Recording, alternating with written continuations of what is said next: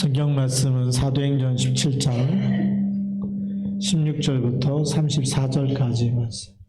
우리 이 말씀은 우리가 잘 아는데도 사도 바울이 아덴에서 아레오파고, 아덴은 지금의 아테네입니다. 아테네고 거기에 가보니까 큰 신전을 이렇게 세운 곳이 있는데 그 밑에가 바로 아레오파고, 이 아레오파고 광장이에요. 광장.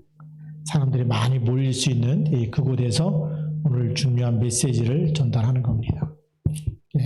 근데 오늘 대부분의 사람들이 하나님 믿기 전에 뭘 믿을까요? 우상 숭배하면서 살 수밖에 없죠. 그래서 우상, 여기에 대한 이 숭배, 이게 왜 하나님이 저주하시느냐? 우상은 사람이 만든 거죠.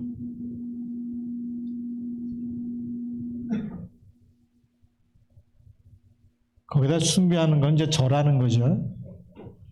절을 하거나 기도하거나 거기에 또 감사하거나 절을 하고 기도를 하고 또 소원을 빌기도 하고 또 여기다 감사를 하기도 하고 여기다 뭘 드리죠. 헌신을 하는데 이 사람이 만든 것은 절대 하나님이 아니죠. 그래서 이걸 성경에서는 영적인 간음이다. 우리를 창조하신 하나님만 사랑해야 되는데, 그 하나님께 경배해야 되는데, 우리가 하나님을 떠나서 다른 것을 사랑하는 거예요. 그게 영적인 간음이라는, 이 죄가 우리가 막 사람 속이고 거짓말하고 때리고 이런 죄보다 더 큰 죄가 이 영적인 죄예요. 하나님 떠나고 우상 숭배하는 죄가 어마어마, 이거는 정말 3, 4대 그 나라, 그 지역, 그 가정, 가문이 다 멸망할 수밖에 없는 근본 문제가 되는 거예요. 근데 이 사람들이 이걸 모르죠. 그래서 출애굽기 20장 1절부터 보면 나 외에 다른 신을 내게 있게 하지 말아라.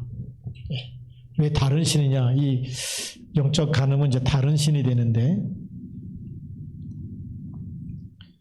그래서 이것이 영적 간음이 영적인 타락이 돼버리는 거죠. 이 영적인 타락이 돼버리면 정신 문제도 오고 육신 타락도 오고 다 타락되는 거예요. 생각도 마음도 타락하는 거예요. 그런 육신도 타락하게 되고 그 타락한 것 때문에 삶이 무너지는 거예요. 내세 문제까지 오고 이것이 3, 4대까지 가기 때문에 후대들에게 또 문제가 와요.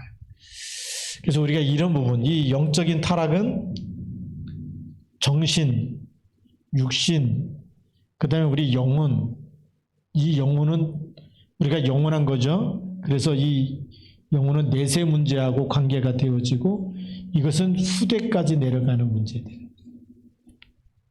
그래서 우상 숭배가 왜 큰 죄가 되는지 성경에 이것 때문에 우리가 이제 조금 보겠지만 역사적으로도 포로가 되고 노예가 되고 이런 일이 속국이 되고 결국은 이 문제 하나가 계속 문제가 오는 거예요. 그래서 우리가 서론을 이렇게 보고요. 그 다음에 본론에 보면 이 성경에 있는 이 모든 역사가 결국은 무슨 싸움이냐? 하나님이냐 사단이냐 이 싸움이에요. 하나님을 떠났느냐 아니면 하나님께 예비하느냐 이 문제거든요. 우리 신앙생활도 마찬가지지만 우리 이스라엘 역사도 마찬가지. 왜 7번의 큰 재앙이 임했느냐? 하나님 떠나서 오는 거예요. 네. 그렇기 때문에 우리가 조금 살펴보면 재앙의 시작, 재앙의 근원, 시작이 근원이죠. 근원지가 어디냐? 우리가 잘 알듯이 창세기 3장 1절부터 6절에서 시작된 거예요. 이게 재앙의 시작이에요. 뭘 놓쳤느냐?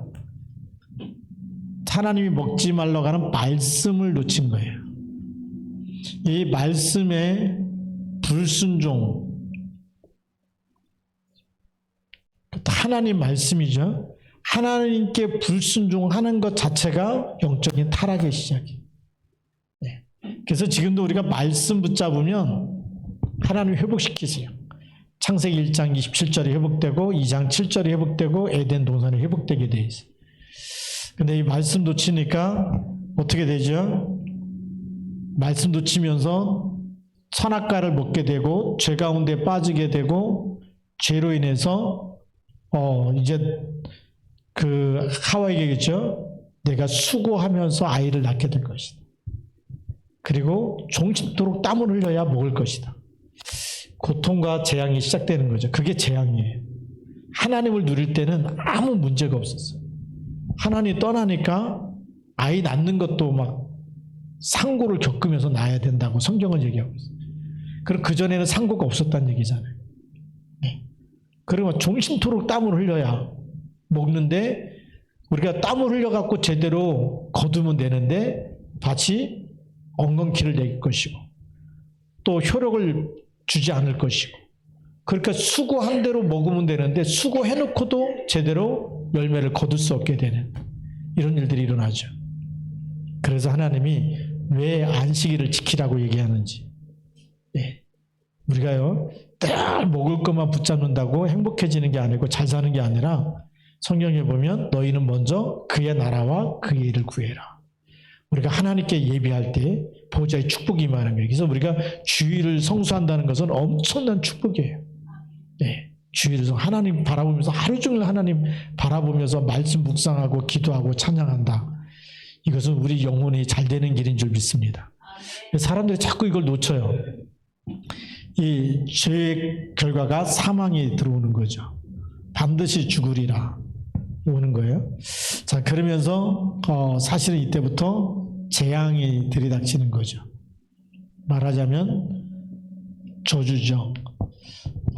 땀을 흘려야 먹는다 이렇게 돼 있기 때문에요. 자, 그 다음에 두 번째로는 창세기 6장 1절부터 20절에 무슨 얘기가 나오죠? 방주를 만들라. 그 전에 왜냐하면 여기 있는 사람이 어려서부터 사람의 생각이 어려서부터 그래서 악했다. 그래서 성경은 창세기 3장 이후의 사람은 성악설이에요. 선악과 따먹은 모든 인간은 모든 사람이 죄를 범하였음에 성악설이에요. 근데 창세기 3장 이전에는 성선설이에요. 왜요? 선악과 안 먹었기 때문에 죄가 없어요. 근데 선악과 따먹은 이후에 죄가 있죠. 그러니까 성악설이냐 성선설이냐 지금은요 다 성악설이에요. 네. 성악설이라는 얘기는 인간은 태어나면서 다 죄가 있다 그 얘기예요. 모든 사람이 죄를 범하였으며. 자, 그럼 어려서부터 악하기 때문에 하나님이 사람 지으셨으면 한탄하고 이 사람만 쓸어버리면 되는데 괜히 땅에 있는 짐승들까지 사람 때문에 다 저주를 받아버려요. 그렇죠? 홍수라는 대재앙을 물고기 빼놓고는 물속에 사는 물고기 빼놓고는 날아다니는 것부터 해갖고 땅에 기는 것 모든 숨쉬고 사는 것은 전부 다 죽는 거예요. 이런 시대가 와버리죠. 그런데 여기다가 하나님은 이제 노아에게 방주를 만들라고 얘기해요. 의로운 사람을 찾아내서 그게 지금 성경의 재앙이 어디서 왔느냐 여기서부터 와가지고 네피림 시대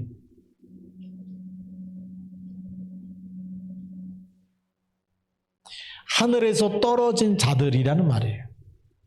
네피림이란 말이 하늘에서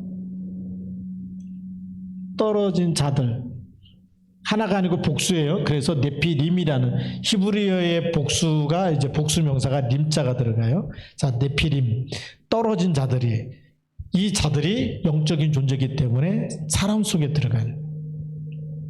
그래서 우리가 왜 프리메이슨이라든지 뉴에이지라든지 유대인 조직이라든지 왜 이게 전 세계에 영적 문제 갖다 주느냐 네피림하고 똑같은 거예요. 다른 신을 받아들이기 때문에 그리스도가 아는 다른 신은 전부 다 뭐죠? 귀신이고 사단이에요. 그래서 이게 들어가니까 이 사람들이 악할 수밖에 없고 그렇죠? 마귀가 주는 생각이 좋은 생각일까요? 나쁜 생각일까요? 나쁜 생각이에요. 마귀는 절대 좋은 생각을 주지 않아요. 네. 좋은 척 할 수 있어요. 천사의 모습을 뒤집어 쓰고 가장할 수는 있지만 실제 본능은 뭐죠? 악한 거예요. 죽이고 멸망시키려는 게 사단이 하는 일이에요. 그렇기 때문에 이 사람이 악할 수밖에 없고 그래서 하나님이 심판해야 되겠다 이렇게 말한 거예요. 그러면 우리가 또 보면 창세기 11장 1절부터 8절에 노아 홍수 이후의 사람들이에요. 노아 홍수 이후의 사람들이 뭘 쌓았을까요? 바벨탑을 쌓게 되는 거죠. 그러면서 자 우리가 탑을 하늘 꼭대기까지 쌓아놓고 누구 이름을 내자? 우리 이름을 내자. 하나님의 이름을 높여요? 우리 이름을 높여요? 그래서 무너지는 거예요. 네. 이게 우리 이름을 내자. 그러면 이게 명예라 그러는데 우리가 성공했다 이거죠. 이 성공이 진짜 성공이 아니고 틀린 성공이 되는 거예요. 사단은요 성공시켜놓고 무너뜨리는 거예요. 그래서 우리 이름을 내자 막 대단하다 막 성공했다. 근데 어느 날 유명한 사람들이 자살해 죽잖아요. 네. 그래서 성경에 보면 마이클 잭슨도 결국은 수면제 먹고 죽었어. 마릴린 monroe도 수많은 그 미국의 대통령의 연인이 될까지 이렇게 막 발전했다 그랬는데 실상은 뭐죠? 수면제 먹고 죽은 거예요. 성공한 게 아니에요. 성공시켜놓고 무너뜨리는 거예요. 이런 일들이 너무나 많이 일어나고 있어요. 요즘에 또 우리 한국에서 뜨는 막 그 가수들 막 저 축구 선수 막 보면은 스캔들하고 막 마약하고 이런 것 때문에 막 무너지잖아요. 결국 뭐 영화계가 난리예요. 촬영까지 다 끝내놨는데 그것도 뭐 150억인가 막 200억인가 막 들어가 그거를 상영을 못한대. 주인공이 마약해가지고. 그런 얘기가 막 나오는 거 보면 이게 창세기 11장 사건이에요. 이게 성공이 아니고 틀린 성공이죠. 근데 이게 이제 역사 속에 들어가면서부터 계속 역사적 배경 속에 이어지죠. 자, 그러면 출애굽기 20장에 가서 보면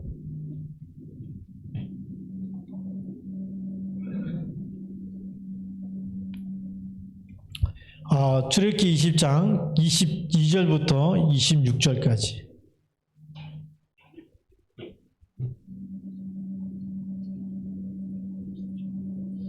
이거는 중요하기 때문에 꼭 같이 읽어야 되겠다라고 제가 표시를 해놨어요. 한번 찾아보겠습니다. 출애굽기 20장 22절부터 26절까지 같이 함께 다 같이 봉독합니다. 여호와께서 모세에게 이르시되 너는 이스라엘 자손에게 이같이 이르라. 내가 하늘로부터 너에게 말하는 것을 너희 스스로 보았으니 너희는 나를 비겨서 은으로나 금으로나 너희를 위하여 신상을 만들지 말고 내게 토단을 쌓고 그 위에 네 양과 소로 네 번제와 화목제를 드리라. 내가 내 이름을 기념하는 모든 곳에서 내게 임하여 복을 주리라. 내가 내게 돌로 제단을 쌓거든 다듬은 돌로 쌓지 말라. 내가 정으로 그것을 쪼면 부정하게 함이니라. 너는 층계로 내 제단에 오르지 말라. 내 하체가 그 위에 드러날까 함이니라. 아멘. 23절에 보면 뭐라고 되어 있죠? 너희는 나를 비겨서 은으로나 금으로나 너희를 위하여 신상을 만들지 말고. 뭘 만들지 말라고요? 신상을, 하나님 형상을 만들지 말아라. 하나님은 영이기 때문에 형상이 있어요, 없어요? 없어요. 없어요. 자, 그래서 저는 기독교 백화점 가면 예수님 그 화가 그린 예수님 그 그림들 있잖아요. 저는 안 사요. 일부러 안 사. 네, 성경에 보니까 화가가 상상해서 그린 거지 그게 진짜 예수님 아니에요. 예수님 어디 계세요? 내 마음속에 계시잖아요. 말씀을 믿고 그 믿음 갖는 게 더 중요해요. 말씀 중심의 믿음이 진짜 믿음이에요. 제가 또 이렇게 중고등학교 때 이렇게 중고등부 이렇게 다닐 때 보니까 막 크리스마스 이브 하는데 뭐 기독교 백화점 가서 이제 선물 교환하고 그랬거든요. 크리스마스 때, 이브 때. 그랬더니 뭐 눈에서 누구 사진작가 찍었는데 예수님 얼굴이 보인대. 보셨습니까 그거? 눈에 막 녹았는데 예수님 얼굴이 나오는 거? 앞만 봐도 안 보이는데 어떤 사람 보인다는 거예요. 자세히 보면 보인다는 거예요. 어떤 안 보인다면 자꾸 보인다 그러지 나중에 보니까 뭔가 보이는 것 같긴 해. 근데 그것도 누가 찍은 거죠? 사진 작가가 찍어요. 그걸 예수님 얼굴이라고 하면 돼요, 안 돼요? 비슷하더라도 하면 안 되는 거거든. 그런 거 보면 꿈속에 누가 나타나야 돼? 봤던 그분이 예수님이라고 생각해서 그분이 나타나지 않으면 예수님이 아니라고 생각하겠죠. 그러니까 우리가 너무 많이 속는 거예요. 거기다가 또 그 예수 믿는 사람은 차를 사면 차 안에다 뭘 걸어놓고 다니죠? 십자가 걸어놓고, 천주교 신자는 묵주 걸어놓고, 불교 신자는 염주 걸어놓고, 이게 다 사실은 하지 않는 게 정상이에요. 뭐가 정상이냐? 말씀만 붙잡는 게 정상이에요. 그래서 복 있는 사람은 여호와의 말씀을 즐거워하여 주야로 묵상하는 게 정상적인 믿음이에요. 아시겠죠? 그러니까 저는 그 성화도 뭐 이렇게 뭐 예수님 이렇게 문 두드리는 것도 있잖아요. 근데 사실 그것도 예수님 얼굴은 아니에요. 화가가 상상해서 예수님이 이렇게 생겼을 것이라고 해서 그렇게 하는 거지. 그 이제 성경에 있는 거 가지고 이렇게 성화로 표현하는 건데 실제 그게 예수님이냐? 아니에요. 네. 그래서 만들지 말라는 거예요. 하나님은 이런 금이나 은이나 이런 것 가지고 하나님 형상을, 내 형상을 만들지 말아라. 네. 만들지 말라 그랬으면 사실 그림도 아니고 조각도 아니고 어떤 것도 하나님 형상을 표현하면 될까요? 안 될까요? 안 돼요. 안 돼요. 예. 그래서 이 신상을 만들지 말라는 거예요. 그리고 이제 사람들이 또 뭘 오해하냐면 313년에 요건 이제 조금 얘기하고 가야 될 거예요. 상식적으로 313년에 무슨 일이 일어났죠? 기독교가 국교로 로마에서 공포한 거예요. 그러면 기독교를 국교로 정한 다음부터 핍박이 있을까요? 없을까요? 없어졌죠. 그래서 예수는 그리스도라고 말해도 핍박을 받지 않아요. 그러니까 예수가 그리스도라는 복음이 계속 전달됐을까요? 희미해졌을까요? 그냥 교회 국왕이 교회 다니니까, 그렇죠? 지금 말하면 대통령이 교회 간다? 그러면 친아들이 다 따라서 가는 거예요. 다 따라서 가는데 그전에는 예수 믿으면 핍박하고 잡아 죽이니까 예수 믿으려면 예수님이 내 생명 걸 만한 가치가 있어야 믿는 거죠. 내 생명과 바꿔도 내가 죽어도 내 목숨이 아깝지 않다라고 할 때 예수님 붙잡는 거예요. 그런데 국교로 되면서부터 교회 가도 핍박 안 하니까 이 복음을 정확하게 전달하는 게 점점 희미해진 거예요. 그래서 요 313년 지나면서 3세기에서 4세기 때 뭐가 등장하기 시작해요? 믿음이 약화되니까 기도가 또 잘 안 되고, 그렇잖아요. 우리가 죽을 일만 나면 하나님 찾잖아요. 그렇죠? 꼭 그리스도만 되는데 그냥 뭐 다 교회 오면 출생신고 장례식도 교회에서 다 하고 다 하니까 나중에 점점 복음이 희미해졌죠. 기도가 잘 안 돼. 믿음이 없으니까 나중에 믿음 좋은 사람한테 나를 좀 위해서 기도해 주세요라고 부탁하잖아요. 우리가 시험 들고 약할 때 누구한테 부탁해요? 믿음 좋은 권사님 찾아가서 저 좀 위해서 기도 좀 해주세요. 이런 것처럼 이때도 그런 게 생겼어요. 그래서 자기보다 믿음 좋았던 성자의 이름을 부르면서 기도하기 시작했고, 그리고 성자가 가졌던 유물들을 가지면서 축복해달라고 그거를 숭배하는 사상이 나타나기 시작했어요. 이 사상이, 그게 지금 천주교회가 된 거예요. 이게 나타나다 보니까 지금 천주교에서 기도할 때 예수 이름으로만 기도해요? 아니면 그 성자들 이름을 쭉 부르면서 기도해요? 그게 이때부터 믿음이 없어져서 생긴 거예요. 성경에는 내 이름으로 구해라, 내가 시행하리라 라고 되어 있어요. 예수 이름 한 분이면 충분해요? 부족해요? 충분한 거예요. 완전한 거예요. 그 이름 다 이루었다. 다 끝낸 이름이고 지금도 죄와 사망에서 마귀를 멸하시고 우리를 건져내기에 충분한 이름. 그 이름으로 지금도 보좌의 능력으로 임하잖아요. 그런데 믿음이 약해져 가니까 누가 나를 위해서 좀 중보 기도해 줬으면 좋겠다. 그래서 여기 보면 마가부터 누가, 마리아, 성모 마리아부터 해갖고 이름을 계속 성모 마리아, 막달라 마리아, 뭐 요한, 뭐 바오로 안 부르는 이름이 없어요. 나중에 성 프란체스코까지 다 불러도 되더라고. 예, 그 이름을 갖다가. 예, 나중에 한 100년 지나면 또 추기경 이름 부르겠죠. 뭐 김수환 추기경님 이러면서 또 나올지도 몰라. 예, 그런데 왜 그러느냐? 믿음이 없어서 이런 게 나오기 시작합니다. 거기다가 이 유물을 갖다 놓고 숭배하기 시작한 거예요.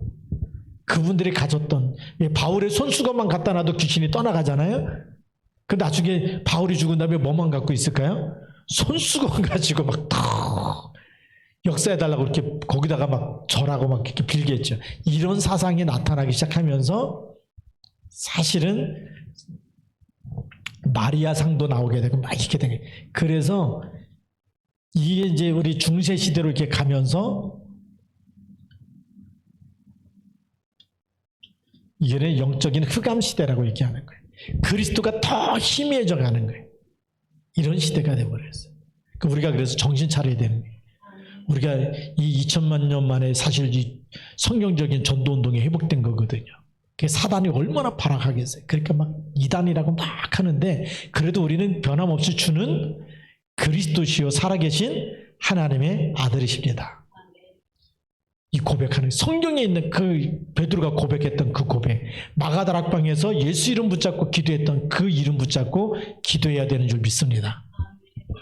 그래서 이 신상 만들지 말라라고 했는데 여기는 이제 만들기, 이게 국교화되면서부터 사실은 점점 중세 시대로 오면서 종교 개혁 때까지 계속 성경적인 믿음이 아니에요. 성지순례 가더라도 그 성지순례가 옛날에 중세 시대 때는 다 가톨릭이잖아요. 그 교회인데 성경을 이게 신부들만 읽었어요. 그래갖고 성도들은 성경 구경도 못했어. 그러면 어떻게 하느냐? 성경에 있는 내용을 전부 다 그림으로 표현해갖고 벽화를 그리고 성화를 그려놓고 그렇게 된 거예요. 그래서 그 중세시대 이 당시에 교회를 가보면 전부 다 벽화나 성화가 천정에도 있고 벽에도 있고 다 있는 거예요. 왜요? 성경을 사람들이 모르니까. 성경의 이야기를 해놨는데 그걸 해놨다고 성경을 알까요? 잘 모르는 거예요. 얘기 안 해주니까. 그래서 종교개혁이 일어나면서 오직 성경으로 들어가야 된다. 오직 성경으로. 솔라 스크립처. 오직 성경으로. 그게 나온 거예요. 그래서 오직 믿음은, 의인은 믿음으로 말미암아 살리라. 예. 막 행위로 구원받는 게 아니라 모르니까 자꾸 지금도 그렇거든요. 막 헌금 많이 해야 돌아가신 부모가 연옥에 있다 천국 간다고 막 속여내는데 절대 그런 거 아니에요. 우리는 성경대로 믿어야 될 줄 믿습니다. 예. 그래서 이 중세시대에서 빠져나오는 것이 종교개혁이죠. 그래서 오직 성경으로, 오직 믿음으로, 그리고 모든 만인 제사장. 크게 세 가지 가지고 이제 95개 조항을 걸었지만 크게 보면 세 가지 가지고 종교 개혁을 한 거예요. 자, 그러면서 이 재앙의 시작, 이게 중세시대 때 이제 우상 숭배 때문에 이게 나온 거고, 그 다음에 다섯 번째로 골로새서 3장 5절. 우리 우상이 또 어디 있느냐? 우리 마음의 탐심. 우리가 탐심이 욕심인데 하나님보다 더 사랑하는 이것이 바로 우상 숭배다. 네. 이게 재앙의 근원이 되는 거예요. 그래서 우리가 빨리빨리 빠져나와야 됩니다. 네. 자, 그래서 역사적인 배경을 조금 보면요. 두 번째로.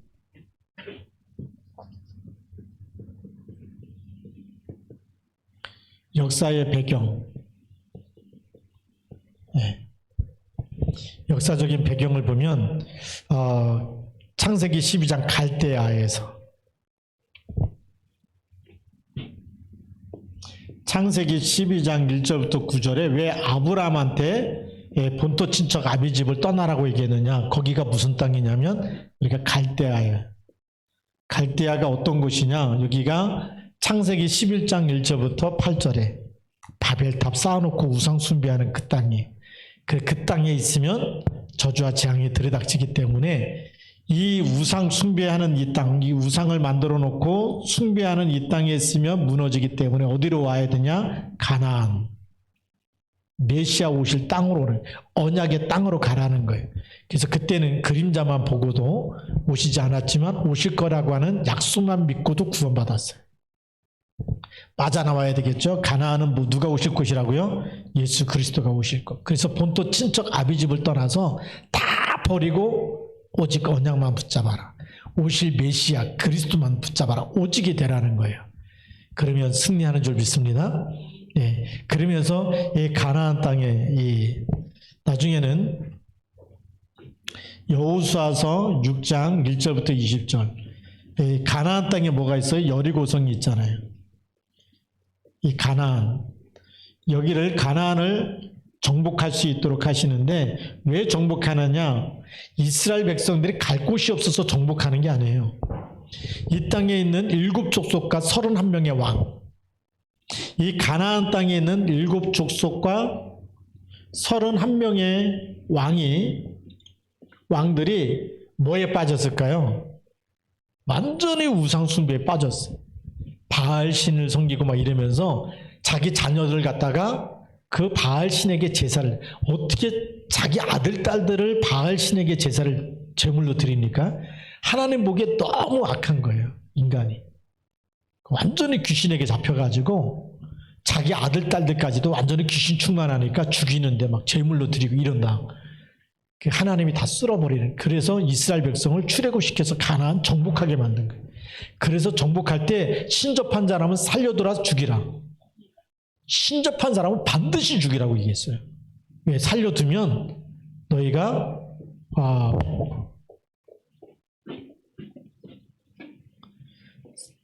그 신을 본받아서 그 신을 섬기며 너희 자녀들까지 망하기 때문에 살려두지 말라고 얘기하죠.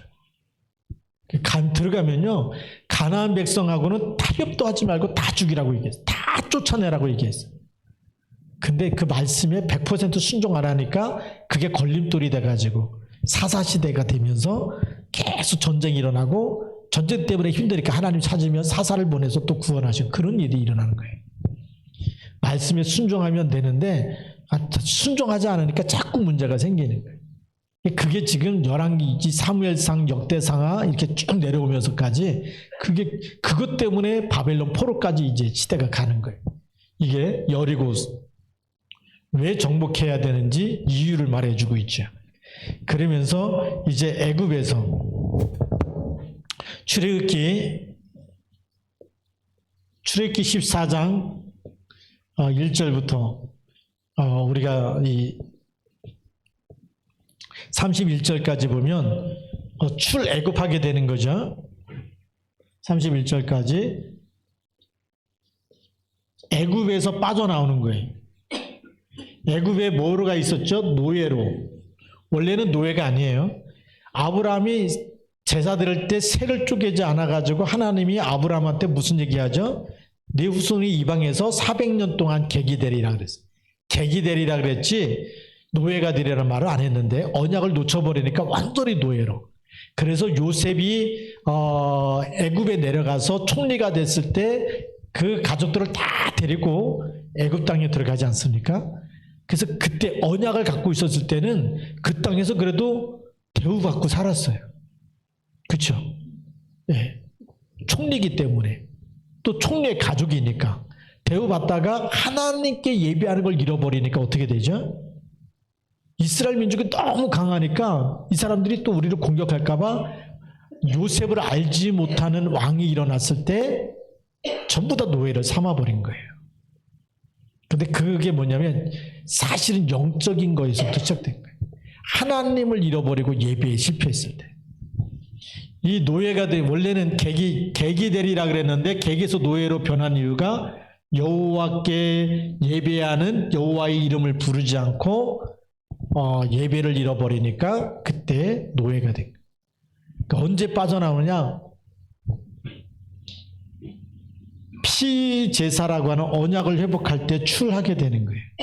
이때 이스라엘 사람들의 힘으로 빠져나오는 게 아니고 전략과 전술로 빠져나오는 것이 아니라 언약 잡을 때 빠져나오는 거예요. 그만큼 언약이 중요해요.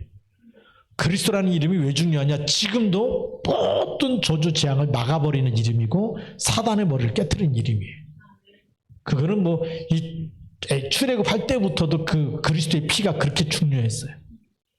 지금도 중요합니다. 이게 역사적인 배경이에요. 우리가 이런 배경을 알고서 성경을 알아야 되겠죠. 그러면 바벨론 포로가 됐을 때 똑같죠. 바벨론 이 포로 시대를 맞이하게 된 원인이 어디 있느냐? 우상 숭배에 있는 거예요.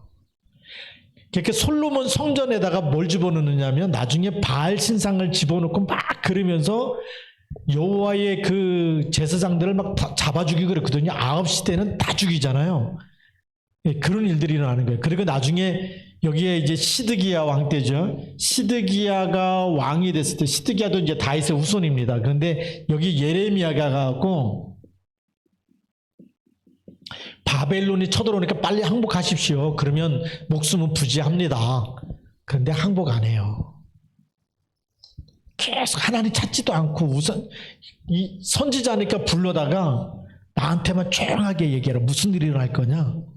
바벨론의 왕이 쳐들어와가지고 느부갓네살 왕이 쳐들어와서 다 불태울 건데 미리 항복하면 그래도 목숨은 살고 불태우지는 않을 겁니다. 항복하십시오. 안 해요. 네. 선지자 말, 하나님께서 선지자에게 주신 말씀에 순종하지 않으니까 결국은 시드기야 왕이 포로로 끌려가기 전에 벌써 그 자녀들이 보는 눈앞에서 다 죽이고 그리고 두 눈을 뽑아갖고 포로로 끌고 갑니다. 이런 일, 아주 이스라엘 왕이 처참하게 무너지는 이런 일들이 생겨버려요. 그래서 이제 이 예레미야 선지자 때 이 왕이 두 눈을 보고 예레미야를 또 끌고 가다가 예레미야는 그 느부갓네살 왕이 놓아줘요. 네가 이제부터 우리하고 같이 가서 바벨론에 가서 편안하게 살 수가 있고 네가 돌아가서 다시 유대 땅으로 돌아갈 수가 있다. 선택하라. 그랬더니 이제 예레미야가 유대 땅으로 돌아가서 삽니다. 그때도 이 모든 살 수 있는 걸 다 이제 지원해 주는데 하나님이 그렇게 하세요. 자, 그럼 이 시드기야 왕이 이렇게 끌려갖고 예레미야가 예언을 하는데 70년 만에 포로에서 돌아올 것이다 라고 예언해요. 그래서 이 70년 만에 돌아올 때에 이사야 7장 14절의 언약이 선포되는 거죠. 네, 메시아 언약을 다 듣고 나서. 그리고 그 포로 가운데 누가 있어요? 렘넌트가 있어요. 다니엘이 있고 사드락 메삭 아벳느고가 있고. 그래서 느부갓네살 왕 때 사드락 메삭 아벳느고가 왕의 신상에 절하지 않았다고 불 속에 집어넣잖아요. 다른 때보다 7배나 뜨겁게 해서 그 들어갔는데 보니까 안 죽고 돌아다녀. 4사람이 돌아다녀. 왕이 깜짝 놀라죠. 분명히 3사람을 집어넣는데 한 사람 4사람이 걸어다니는데 그 사람은 신의 아들과 같다. 그래서 불러내죠. 불러냈는데 머리카락 하나 끄슬리지도 않고 옷자카락은 타지도 않고 사드락 메삭 아벳느고를 집어넣는 사람이 너무 뜨거워서 불타 죽었는데 3사람은 멀쩡한 거예요. 누굴 알게 된 거죠? 정말 하나님이 살아계신 왕이 선포해. 그래서 이 사드락 메삭 아벳느고를 다른 사람보다 더 높이 존경하게 된 왕이 존귀하게 여기는 자들이 되어버렸어요. 그 이후에 또 다리오 왕 때 다니엘을 통해서. 그래서 이 포로로 끌려간 이 여기 속에서 렘넌트를 통해서 계속 하나님의 증거가 나타나는 거예요. 하나님이 함께하는 증거가. 그래서 70년 만에 너무 놀랍죠. 고레스라는 왕이 포로로 끌려왔던 모든 이스라엘 백성은 자기 나라로 돌아가라고 법령을 선포해버려요. 와, 놀랍지 않습니까? 예레미야가 예언한 그대로 70년 만에 돌아오게 돼요. 돌아오면서 뭐 했을까요? 제2의 성전을 건축하게 돼요. 그것도 스룹바벨이. 그래서 그때 선지자가 뭐죠? 에스라가 학사거든요. 에스라가 어떻게 우리가 놓쳐버렸던 하나님의 말씀을 그대로 다시 회복해서 지킬 것이냐. 그걸 하나님의 율법을 가르쳤던 학자가 에스라 학자고, 우리가 성전을 건축해야 된다. 스룹바벨이 나서서 얘기했어요. 그리고 학계 선지자가 얘기하고. 그래서 스룹바벨 성전이라고 얘기하는 거예요. 그게 회복되는 거예요. 이 포로 시대의 원인이 뭐냐? 결국 이것도 우상 숭배하고 관련. 제일 먼저 망한 나라가 아시리아에게 먼저 망한 나라가 북이스라엘입니다. 북이스라엘이 아시리아에게 솔로몬 시대 이후에 나라가 둘로 갈라지죠. 북쪽에는 이스라엘, 남쪽엔 유다고, 북쪽 이스라엘은 나머지 11지파가 모여가지고 그쪽에 북쪽 이스라엘, 근데 유다 지파는 다윗의 후손이거든요. 그쪽은 유다 지파로, 남쪽은 유다 지파로, 남북이 갈라집니다. 그래서 북쪽의 수도가 이제 우리가 잘 아는 사마리아 성이에요. 남쪽의 수도는 예루살렘이고.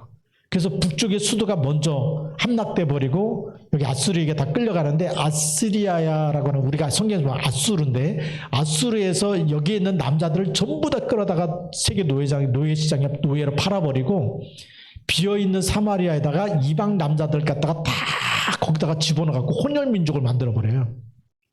그래서 예수님 당시 때까지 거기는 유대 사람들이 밟지도 않았어. 혼혈민족이라고. 네. 쳐다보지도 않고 말도 안 섞었던 그 동네입니다. 거기 나중에 이제 빌립이 들어가서 복음을 전하게 되죠. 하나님의 역사가 일어났는데, 우리가 이런 역사를 알고, 우상 숭배하면 나라가 망해버리는구나. 근데 성경에 보니까 나라만 망하는 게 아니에요.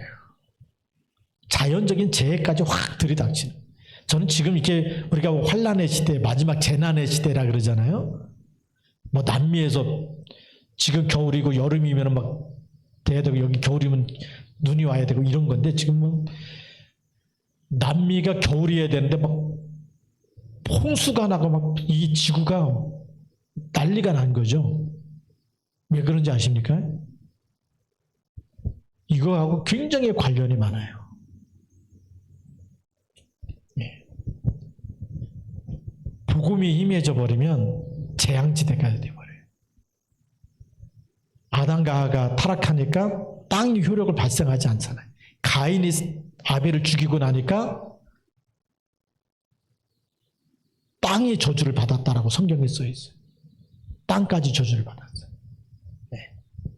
노아 시대 때 사람들이 네피림 시대가 돼버리니까 아예 대홍수라는 재앙이 들이닥치는 거예요. 그게 그냥이 아니더라고요. 그래서 우리 성경을 좀 읽으시기 바랍니다. 성경을 읽다 보면 우상 숭배했는데 하나님의 왕보를 보내고, 하나님이 완전히 기근을 보내고, 하나님이 막 바다가 막 땅이 막 갈라지고 진동하고, 이게 다 지진 얘기거든요. 이런 얘기를 쭉 읽으면서 우상 숭배하면 재앙지대가 되고요. 네. 일본 땅 왜 이렇게 지진이 많을까요? 원래 판이 그렇다 그러지만 800만 귀신을 섬기는 나라예요. 우리가 정신 차려야 되겠죠. 그게 우리가 세 번째. 네. 그래서 우리는 지금 우상에서 건져내야 된다. 아덴을 건져라. 아덴이 어떤 것이냐? 우리가 아덴은 지금의 아테네라고, 아테네 그러면 아테네 신전 생각나시죠? 네. 그 신전이 많이 있는 곳이 아테네입니다. 이곳에 뭐냐면 수많은 신들을 우상으로 해놓고 그걸 섬기는데, 네. 사실 로마의 그 신 12가지 신이 있거든요. 제우스 신부터 해가지고 쭉 나오는 그 신하들의 이야기들이 사실 전부 다 이 아테네에서 시작됐다고 보면 돼요. 그리스 신화거든요. 그리스 신화. 여기 창조주가 제우스 신이거든요.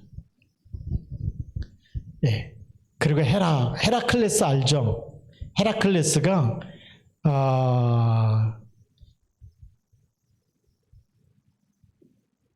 신의 아들이에요. 신의 아들. 그게 말도 안 되는 신하들이 계속 나오는 거거든요.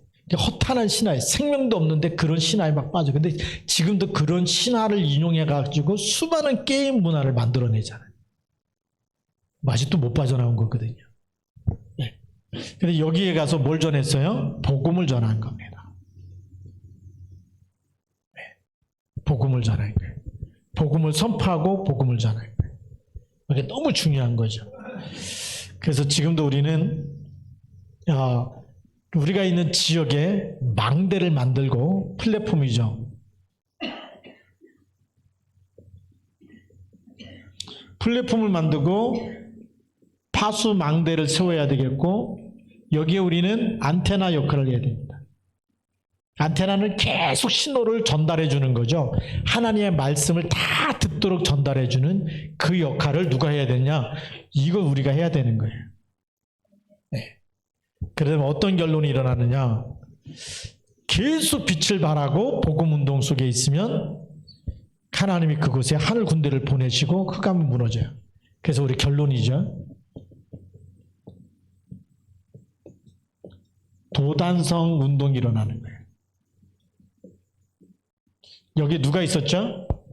엘리사 한 사람이 기도하고 있었어요. 중요하잖아요. 아람 군대가 쳐들어오는데 하나님이 누굴 보내요? 불말과 불병걸 보내서 아람 군대를 전부 다 눈이 멀게 만들어 버리죠. 니네가 찾는 성이 여기도 아니고 니네가 찾는 사람도 여기 없다. 그러니까 나를 따라와라 해갖고 사마리아를 끌고 가서 다 포위시켜 버리잖아요. 한 사람만 있어도 하나님 역사해 버려요. 네. 오늘 여러분들이 그런 신분권세를 가진 줄 믿으시기 바랍니다. 여러분 한 지역에 여러분이 하고 있는 업에 회사에 여러분들 계속 깨어서 기도하면서 흑암 꺾어버리면 나라가 살아버리는 거야. 아람 군대가 쳐들어와도 한 사람, 언약 가진 한 사람 기도하는 한 사람을 이길 수 있다 없다? 없다. 흑암은 그리스도 못 이겨요. 그렇기 때문에 여러분 반드시 승리할 줄로 믿습니다. 이거 붙잡고 오늘 정말 여러분이 있는 직장에서 지역에서 가정에서 승리하시기 바랍니다. 기도합시다. 한번 우리 통성으로 기도하겠습니다. 하나님 내게 주신 그리스도 이름으로 완전 승리케 하여 주옵소서. 살아계신 하나님 아버지 감사합니다. 성령으로 역사하셔서 오늘도 주 예수 그리스도 이름으로 하나님 우리가 완전히 믿음으로 승리하고 도전에서 완전히 성공하고 하나님께 영광을 돌리도록 성령으로 역사하여 주시옵소서. 주 능력의 숫길로 창조의 능력으로 권능의 숫길로 인도하여 주셔서 하나님 말씀 따라서 완전히 승리하고 인도받게 하여 주시옵소서. 성령으로 역사하여 주셔서 완전 승리하도록 인도하여 주옵소서. 하나님 아버지 감사합니다. 오늘도 우리 말씀 붙잡고 믿음으로 승리하는 언약의 사람 되게 하옵소서. 예수님 이름으로 기도드립니다. 아멘. 우리 찬송가